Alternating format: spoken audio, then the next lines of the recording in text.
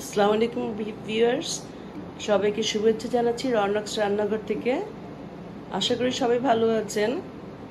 আমি আজকে একটা খুবই সাধারণ রান্না নিয়ে এসেছি আপনাদের সামনে। অনেক সময় আমার সাথে বাইরে দেখা হয় ইয়াং কিছু ছেলেপেলের সাথে, সবাই বলে আন্টি আমাদের জন্য সহজ কিছু শেখাবেন।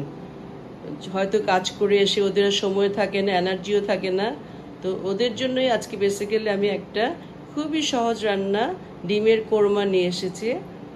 এটা আলু দিয়েও করা যায়, তবে আমি আজকে একটু অন্যরকম করে দেখাবো গাজর দিয়ে কিভাবে এটা করা যায়। তো চলুন আমরা দেখি। দিয়ে দিচ্ছি তেল হাফ কাপের মতো, আর এর জন্য আমি নিয়েছি 4টে ডিম। আমি আগে থেকে একটু ভেজে রেখেছি সাদা লবণ দিয়ে।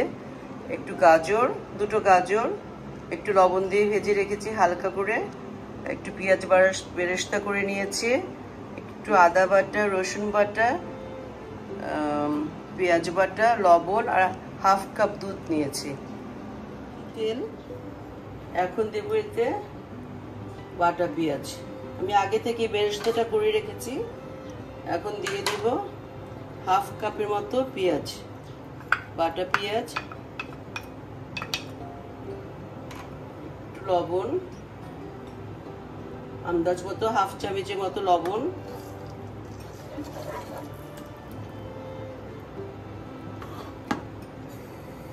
একটু পেঁয়াজের গন্ধটা চলে গেলে দিব আদা হাফ চামচ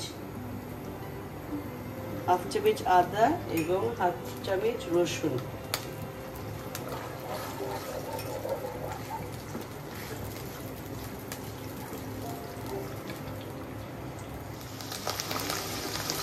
দিচ্ছি একটু ধনিয়ার গুঁড়ো হাফ চামচ আর কয়েকটা তেজপাতা। মশলাটা একটু কষানো হলে এতে আমি দিব হাফ কাপ পরিমাণ দুধ। এটা কিন্তু খুব চট করে হয়ে যায়, বেশিক্ষণ সময় লাগে না। আর যেহেতু আমি ডিমটা এবং গাজরটা আগে ভেজে নিয়েছি, সো এটা একদমই সময় লাগবে না। 10 থেকে 15 মিনিটের মধ্যে রান্নাটা কমপ্লিট করা যাবে। দুধটাকে একটু কষিয়ে নিচ্ছি, কষিয়ে এতে আমি দিয়ে দেব ডিম এবং গাজর। আমার মশলাটা একটু কষানো হয়ে গেছে। এখন আমি এতে দিব একটু পানি দিয়ে দিলাম। দেখুন কি সুন্দর মশলাটা ঘন হয়ে এসছে।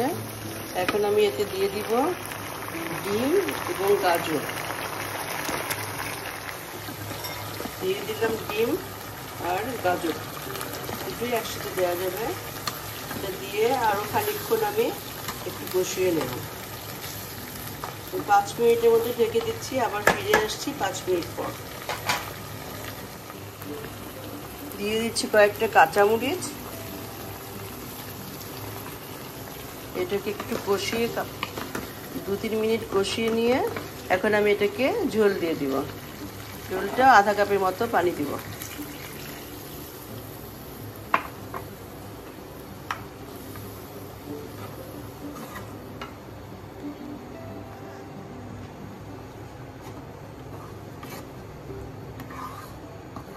আধা কাপ পানি দিয়ে দিলাম এবং এটাকে আমি 5 মিনিট ঢেকে দিব। ঢেকে আবার ফিরে আসবো 5 মিনিট পর। দর্শক, ফিরে এলাম 10 মিনিট পর। দেখুন আমার রান্নাটা মোটামুটি সেদ্ধ হয়ে এসছে, গাজরটা হয়ে এসছে।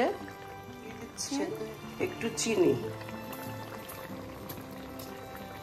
1.5 চামচের মতো চিনি দিয়ে এটাকে নেড়ে এবার এর মধ্যে দিচ্ছি একটু ঘি, 2 টেবিল চামচের মতো ঘি দিয়ে দিলাম। আর দিচ্ছি একটু পেঁয়াজ বেরেস্তা।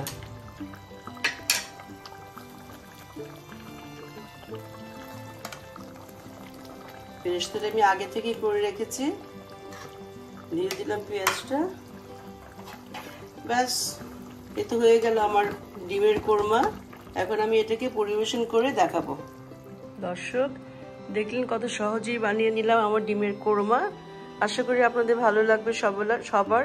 এবং এটা খুব চট করে আমার মনে হয় আধা ঘন্টার মধ্যে এটা তৈরি করা যাবে।